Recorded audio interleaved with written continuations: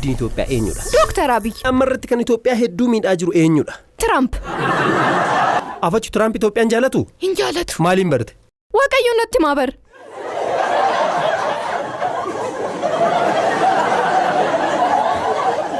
Ifama jalqabayyuu akka sanaan hin jettu turteeni. Ani akkamitti mee kan ishii jaalatu fi gara fuulduraatti waan hedduu ishiidhaaf godhu abdiin Itoophiyaa eenyudha? Dr. Abiy. Amalli harmee hedduu si aarsu maalidha? Osoo hin balleessin yommuu nu reebdu. Harmeen kee yeroo hedduu gadditu maaliin irratti barta? Yommuu mufattu. Yeroo mufattu amalli ishee mee akkamidha? Maal jedhi? Harmee jennee yommuu ishee waamnu nu jalaa callisti. Ijoolleen immoo wayyoo yeroo nama waaman balaadha barisaan. Harmee.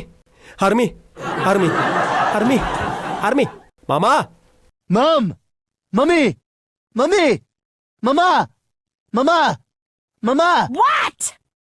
Hi. Sota keessaa mee kan kolfuu danda'u? Bineensi kolfuu hin jiru. Bineensi kolfuu ni jira sitti agarsiisu?